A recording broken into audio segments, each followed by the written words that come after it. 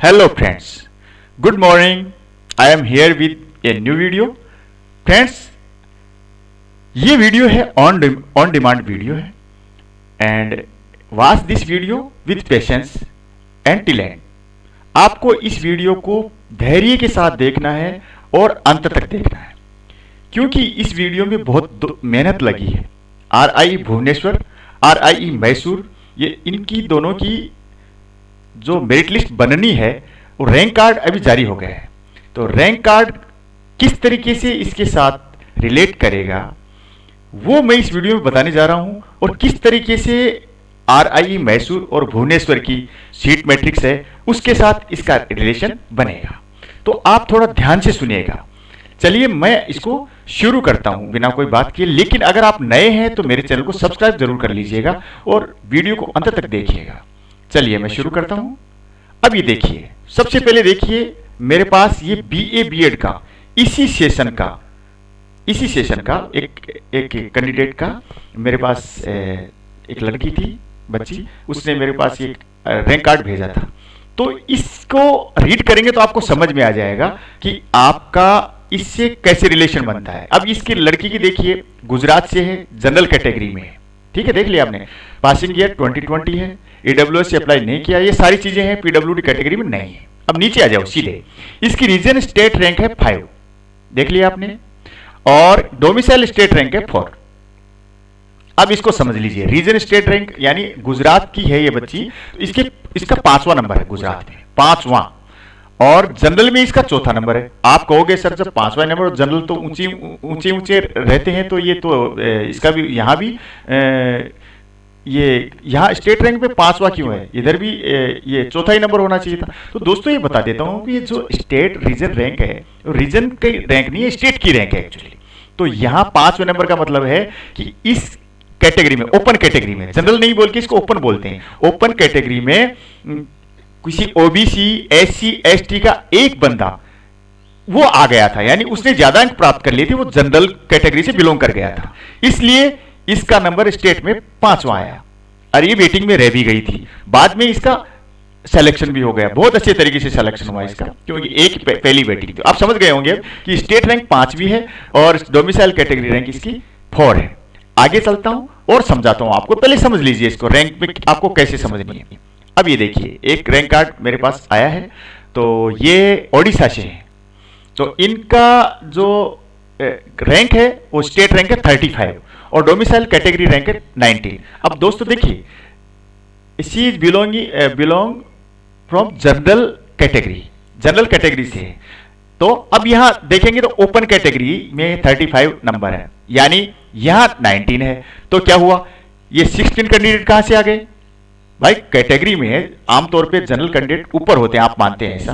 तो ये open category इसलिए बोल रहा हूं मैं इसको कि 16 कैंडिडेट थे, ये 16 कैंडिडेट हैं OBC, जनरल के अलावा OBC, EWS, ये SC ST, ये कैंडिडेट इस 35 में हैं, इसलिए इनका नाम नीचे है। अब मैं इनकी जो संभावनाएं हैं वो मैं बाद में बात करूंगा, पहले आपको बता देता हूं ये 19 रैंक इनकी अच्छी रैंक है, इतना बता देता हूं। अब संभावनाओं की बात, पॉसिबिलिटी इनकी एडमिशन की, वो बाद में बात करेंगे, पहले सीट मैट्रिक्स को इसको समझ लीजिए। ठीक है, चलिए चलते हैं आगे। ये देखिए सीट मैट्रिक्स मैसूर की, ये 2 ईयर BEd के लिए है। अब ये बच्चों के समझ में नहीं आती, कई जगह 50 सीटें हैं BEd के लिए, कई जगह 40 सीटें हैं 2 ईयर BEd के लिए। यहां 25 सीट और 50 सीटें हैं कुल। ठीक है, गौर से देखिएगा, 25 और 25, साइंस के 25 नंबर, आर्ट्स के 25 नंबर। अब ये इन्होंने जो बना रखी है, लिस्ट बना रखी है, उसको ध्यान से पढ़िएगा, मैं बताता हूं आपको। ये आंध्र प्रदेश की पहला स्टेट दे रखा, आंध्र प्रदेश, इसमें +1 PS दे रखा, तो ये जनरल मेरिट में आएंगे, उनमें से एक PS लिया जाएगा, इसमें से ही, SC ST OBC में से नहीं, इसमें से ही लिया जाएगा। एक बात और बता देता हूं, EWS को जो रिजर्वेशन मिला है वो भी इसमें से ही मिलेगा। SC ST OBC का रिजर्वेशन नहीं छेड़ा जाएगा, उसको बिल्कुल टच नहीं किया जाएगा। EWS का रिजर्वेशन भी इसमें से जाएगा, PS का रिजर्वेशन भी इसमें से जाएगा। ठीक है, अब आप ये मत कहना सर ये जनरल के साथ ऐसा होगा, ऐसा कुछ नहीं है। ओपन कैटेगरी इसमें सब आएंगे, ये किसी में नहीं जाएंगे। अगर ये 2 सीटें आंध्र प्रदेश में, अब ये देखो ये 2 सीटें है ना, 2, ये है साइंस के लिए, ये ऊपर देखिए यहाँ साइंस लिखा हुआ है, तो पहली जो सीटें हैं वो साइंस के लिए हैं और दूसरी 3 लिखी हुई है वो आर्ट्स के लिए है।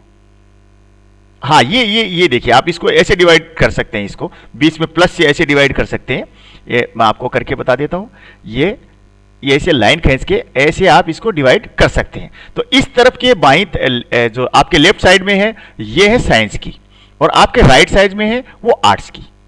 आशा आप मेरी बात समझ गए होंगे, ठीक है। आई होप आप बहुत अच्छी तरीके से समझ गए होंगे। अब चलिए, आप आंध्र प्रदेश की साइंस के लिए 2 सीटें हैं ओपन कैटेगरी के लिए और 3 सीटें हैं आर्ट्स के लिए। कर्नाटक की 2 सीटें साइंस के लिए, आर्ट्स के लिए 3 सीटें। केरला की 2 सीटें आर्ट्स साइंस और 2 सीटें साइंस आर्ट्स के लिए। अब आप ये बताइए, अगर किसी व्यक्ति ने ये 2 सीटें जो आर्ट्स साइंस के लिए हैं शुरू वाली, इस पे ओबीसी और एससी एसटी आ गए, ओपन कैटेगरी है ना भाई, तो जनरल को एक भी सीट नहीं मिलेगी। जैसा पिछली बार केरला में हुआ था कि केरला में जनरल की सीट पे यानी ओपन कैटेगरी सीट पे जनरल का किसी का सिलेक्शन हुआ ही नहीं था। तो आप ये नहीं कहेगा कि सर जनरल का मतलब जनरल का सिलेक्शन हो जाएगा, जनरल कैटेगरी का जरूरी नहीं है। यहां एससी भी आ सकती है, दोनों एसटी भी आ सकती है, ओबीसी भी आ सकती है, ठीक है। हाँ, ईडब्ल्यूएस को जरूर मिलेगा रिजर्वेशन, इसलिए उसको इसकी सीटें आएंगी। तो आपने देख लिया। अब मैं क्रम वाइज चलता हूं। आंध्र प्रदेश में बीएड की 2 ईयर बीएड की साइंस की 2 हैं और साइंस एससी की 1 है, एसटी की 0। आंध्र प्रदेश में एसटी की कोई सीट नहीं है, ओबीसी की 1 सीट है। इस तरीके से 4 सीट है टोटल, यहां पे 4 सीट बन गई, ठीक है। ये साइंस की हो गई। अब चलिए कर्नाटक की साइंस की बता रहा हूं, 2 सीट हो गई आपकी साइंस की जनरल की यानी ओपन, एससी की 1, एसटी की 1, ओबीसी की 2 और टोटल हो गई 6। ये पॉपुलेशन के हिसाब से होता है, आपको ये बता दूं, ये सारा सीट डिवीजन है पॉपुलेशन के हिसाब से। ओके फ्रेंड्स, केरला की मैंने आपकी स्क्रीन पे है, आप देख सकते हैं 2 + 2। अब सारी देख लीजिए आप, ये 2 है आर्ट्स की है +2 साइंस की है, ठीक है। ऐसे एससी की केरला में कोई सीट नहीं है, 0-0। एसटी की भी कोई सीट नहीं है और ओबीसी की बनती है 1 seat for science and 1 seat for arts. Total seat हो गई 3 for science and 3 for arts. Okay friends, तो 6 सीट हो गई आपकी केरला की, दोनों में 3-3 करके। तमिलनाडु में 3 सीट है आर्ट्स के लिए, 3 साइंस के लिए। एससी के लिए 1+1 बनती है, 1 साइंस की बनती है और 1 आर्ट्स की। एसटी के लिए भी 1 science and 1 arts and OBC 2 science and 2 arts. Total seats are available for Tamil Nadu state, 7 for science and 7 for arts. Okay friends, Telangana में चलते हैं। Telangana 2 for science and 2 for arts और एससी 1+1। एसटी में कोई सीट नहीं है और ओबीसी की 1 सीट है सिर्फ साइंस में, आर्ट्स में कोई सीट नहीं है यहाँ। तो आपकी सीट हो गई 4 हो गई आपकी साइंस की और 3 हो गई आपकी आर्ट्स की। ऐसे पांडिचेरी यूटी में चलिए, यूनियन टेरिटरी, तो यहाँ आपको सीट मिलती है 1, वो भी सिर्फ साइंस में, साइंस ओनली साइंस। 1 सीट मिलती है पांडिचेरी में और कोई भी सीट नहीं है कहीं, एससी एसटी ओबीसी कहीं भी कोई सीट नहीं है। इस तरह टोटल सीट हो गई 1। तो टोटल सीट कितनी हो गई, यहाँ नीचे जाएंगे तो 25 सीट हो गई आर्ट्स की एंड 25 साइंस की। और इधर आइए नीचे, जनरल मेरिट में 12 सीट आपको, 12 सीट आपको मिलती है साइंस में एंड 13 सीट मिलती है आपको आर्ट्स में। ऐसे ही एससी को 4 seat science, 4 seat arts, ST को 2 science and 2 arts and OBC 7 science and 6 arts. इस तरीके से ये सीट डिवीजन है, आप अच्छी तरह समझ गए होंगे। अब मैं आपके चांस बता देता हूं, इसमें चांस कैसे कैसे मिलेंगे, वो एमएड के बाद बता दूं आप कहें तो। चलिए मैं आगे वाला एमएड का और बता देता हूं, इनका मैसूर का फिर बताता हूं। अब seat matrix for admission to M Ed course. Andhra Pradesh में जनरल मेरिट प्लस पीएच ये 5 सीटें हैं, टोटल सीटें हैं एमएड के लिए 50। तो पहले तो मैं बता दूं कि ये सीटें थी, यहां देखिए आप पीछे आएंगे आप तो यहां देखेंगे तो ये कहेंगे sir 25 seats only for arts, 25 only for science.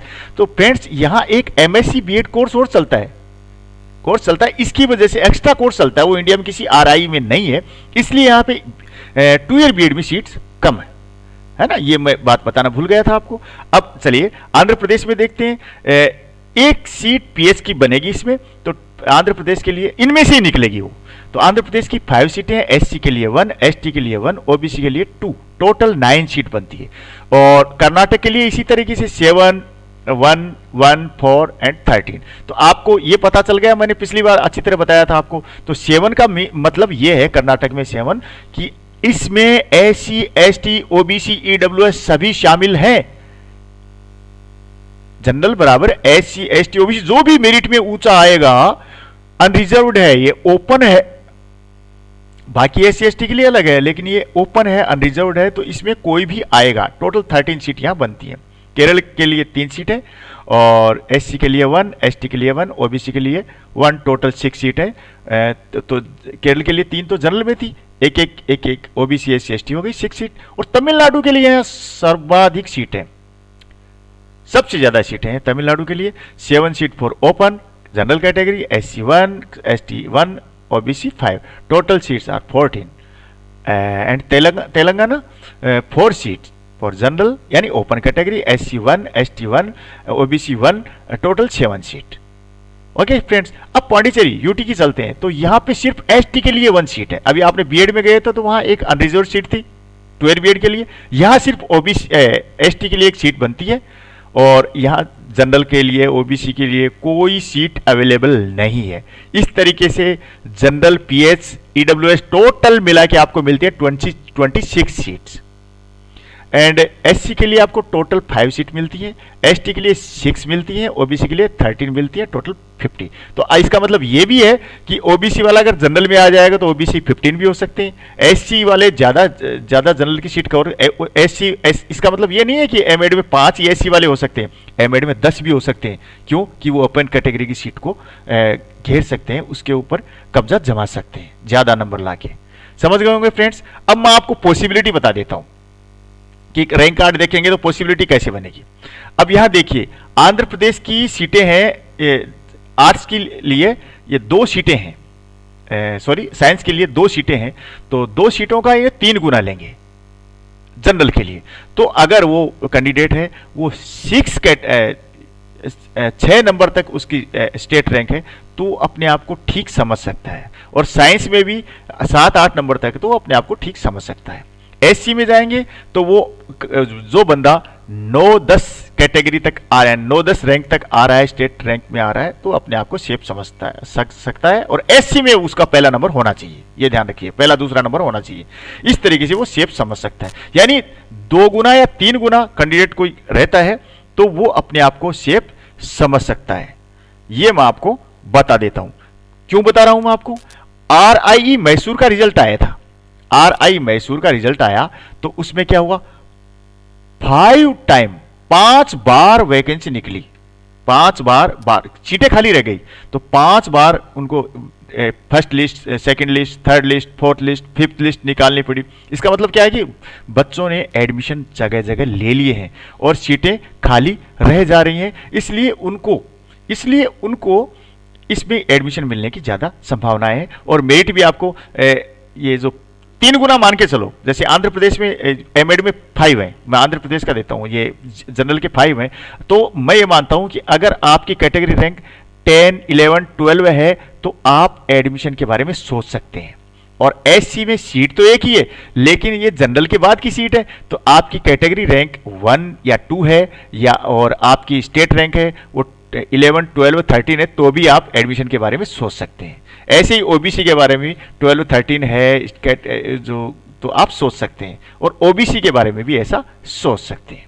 Okay friends, अब मैं चलता हूं RI भुवनेश्वर की सीट मैट्रिक्स देखते हैं, क्योंकि ये बहुत उलझी हुई सीट मैट्रिक्स है। कारण क्या है कि RI भुवनेश्वर ने, जो बाकी ने SC ST के लिए सीट डिवीजन कर रखा है, इन्होंने नहीं कर रखा। इसको डिस्ट्रीब्यूशन भी कह सकते हैं। कैसे कि आप सीधे नीचे आइए, नीचे देखिए, the mandatory reservation of SC 50%, 15%, ST 7.5%, OBC 27%, ये रिजर्वेशन हो गया 49.5%, एंड PWD 5%, ये जनरल में से निकलेगा। Will be followed as per the government of India norms. लेकिन फ्रेंड्स, इसमें एक चीज और ऐड करनी है आपको, EWS का रिजर्वेशन भी ओपन में यानी जनरल में निकलेगा ईडब्ल्यूएस का रिजर्वेशन भी। The reservation of seats will be distributed to all the states and union territories according to the merit and availability of candidates. तो ये सारे सभी स्टेट्स में, सभी राज्यों में और सभी केंद्र शासित प्रदेशों में भेज दिया जाएगा और कैंडिडेट्स अवेलेबल होंगे, उस तरीके से ये बात होगी। अब देखते हैं कि किस तरीके से। आप यहां आइए, आपको मैं बताता हूं, ये बीएड की जो सीट्स हैं वो 50-50 सीट हैं।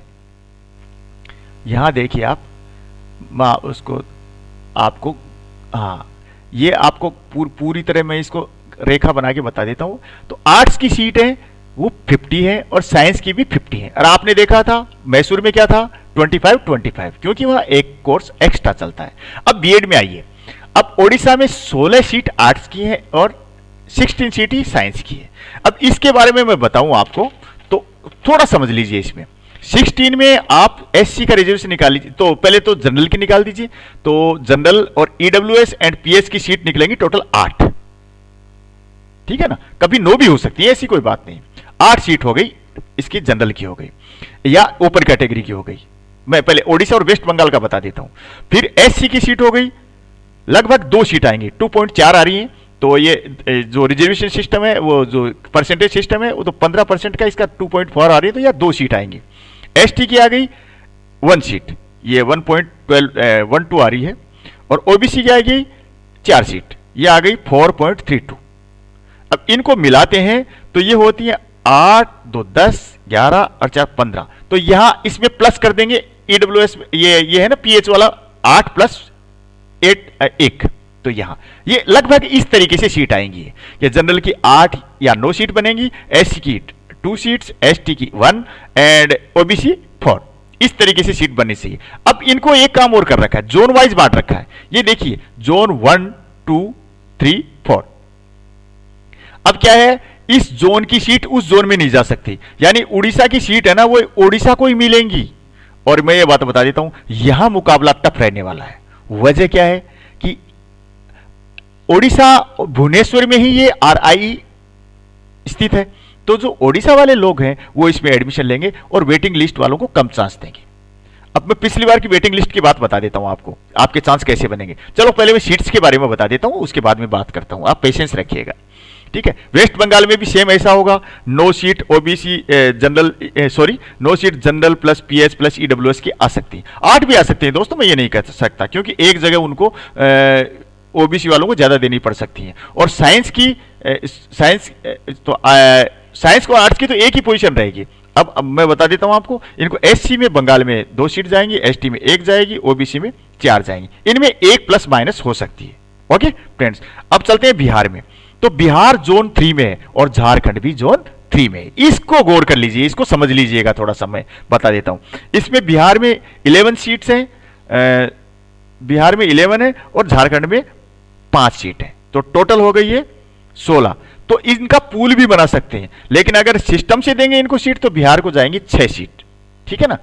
अगर पूल नहीं बनाएंगे तो बिहार को 6 सीट जाएंगी। किसके लिए 5.5 बनती है, तो ओपन कैटेगरी में 6 सीट जा सकती हैं, और एससी के लिए 2 सीट जा सकती हैं, और एसटी के लिए 0.825 बनती है, तो 1 सीट जा भी सकती है। ओबीसी के लिए 2 सीट जा सकती है या 3 सीट जा सकती है। इस तरीके से ये होगा। और जोन ये झारखंड है 5, तो इन दोनों को मिलाकर एससी एसटी का रिजर्वेशन दोनों को मिलाकर भी तय हो सकता है, क्योंकि ये जोन का मामला है। ये पिछले मैंने उसमें BA BEd BSc BEd 4 year degree course में देखा था कि झारखंड और बिहार को मिलाकर भी कई रिजर्वेशन सिस्टम बन सकता है, क्योंकि जोन में है, ये अलग अलग सिस्टम नहीं है। जैसे ओडिशा और वेस्ट बंगाल का अलग अलग सिस्टम है, इनका एक जोन में है। अब चलिए अगले जोन में चलते हैं। 4th जोन है आपका एनई एंड अंडमान निकोबार। तो यहां आपको मिलती है 2 seats for only Andaman and Nicobar, because कि NERIE शिलोंग के पास अपना खुद का RIE है, तो इसलिए वो 2 ईयर बीएड वहां चलता है, इसलिए उनकी यहां कोई सीट नहीं है। ये इसकी है अंडमान निकोबार की, ये 2 सीटें हैं, तो उनको मिल जाएंगी। और ये जोन नंबर, इसमें सिर्फ 2 सीटें हैं, तो आप समझ गए, ये 50 सीटें हो गई। आपको उड़ीसा और बंगाल को यहां खूब लाभ मिल रहा है। और अब एमएड में आ जाइए। एमएड में साथ के साथ बात कर लेते हैं। 8 for Odisha, 8 for Bengal, 2 zone हो गए, और 8 for Bihar and Jharkhand 3 zone, और 8 for NE and Andaman Nicobar. तो ये हो गए टोटल 32 सीट हो गए, 32 सीट, अच्छी खासी संख्या में सीट है। अब इसमें एमएड में क्या मिलेंगे उड़ीसा में? तो उड़ीसा में ये 4 सीट जनरल को मिल सकती है, जनरल ईडब्ल्यूएस एंड पीएच, और एससी को इसमें 1 सीट आ सकती है, एसटी को 1 आ सकती है, और ओबीसी को 2 सीट आ सकती है। ऐसे ही बंगाल में होगा। देखो एक आध का इधर उधर हो सकता है, बाकी ज्यादा नहीं होगा, क्योंकि रिजर्वेशन सिस्टम में आपको साफ लिखा है नीचे कि एससी 15%, एसटी 7.5%, ओबीसी, है ना। तो अब ये एमएड का मैंने बता दिया है। ये तो एमएड में अब देखेंगे तो अब झारखंड का और बिहार का, तो इनका जोन 3 में है, तो इनका भी इस तरीके से होगा कि बिहार और झारखंड में जो ऊंची रैंक होगी उनकी उसी तरीके से बांट दिया जाएगा रिजर्वेशन को। और एनई या एंड अंडमान निकोबार द्वीप, आसाम, त्रिपुरा, अब आपने देखा होगा कि त्रिपुरा के ज्यादा सिलेक्शन होते हैं, और जो RIE अजमेर होती है उसमें कश्मीर है, J&K है, लेकिन एक भी सिलेक्शन नहीं है, एक भी सिलेक्शन नहीं है 4 ईयर डिग्री कोर्स में। क्यों? कि पूल सिस्टम होने की वजह से वहां सिलेक्शन नहीं हो पाता है। ऐसे ही नॉर्थ ईस्ट और अंडमान निकोबार के लिए पूल सिस्टम है, तो पूल सिस्टम होने की वजह से किसी स्टेट को मिल जाएगा और किसी स्टेट को सीट नहीं मिलेगी। कोई जरूरी नहीं है उस स्टेट को सीट मिल ही जाए एमएड की। जैसे आसाम वाले ने ज्यादा मार्क्स प्राप्त करे, नागालैंड को नहीं मिलेगी। सारी सीटें आसाम वाले भी घेर सकते हैं और सारी सीटें त्रिपुरा वाले भी घेर सकते हैं। ये पूल सिस्टम है, सबके लिए एक समान। अब मैं आपको चांस बताता हूं, आपके जो चांस कितने हैं। अब फ्रेंड्स, जो पिछली बार की जो लिस्ट देखी थी मैंने, 4 ईयर बीएड की लिस्ट देखी थी, तो उसमें ये 19 तो ऑफ अक्टूबर को निकली थी सिलेक्शन की। उसमें 53 कैंडिडेट थे, लेकिन कैंडिडेट तो टोटल 50 थे सिलेक्शन लिस्ट में, बिकॉज जो 3 कैंडिडेट्स थे वो जनरल लिस्ट में आ गए थे, जो ओबीसी के थे और एसटी के भी थे। तो वो 3 कैंडिडेट ओबीसी वाले इसमें आ गए, तो टोटल 50 कैंडिडेट मान लो आप, क्योंकि वो दोनों जगह उनका नाम था, 50 कैंडिडेट। अब जो वेटिंग लिस्ट निकली थी उसमें 104 कैंडिडेट थे, 104 कितने हो गए?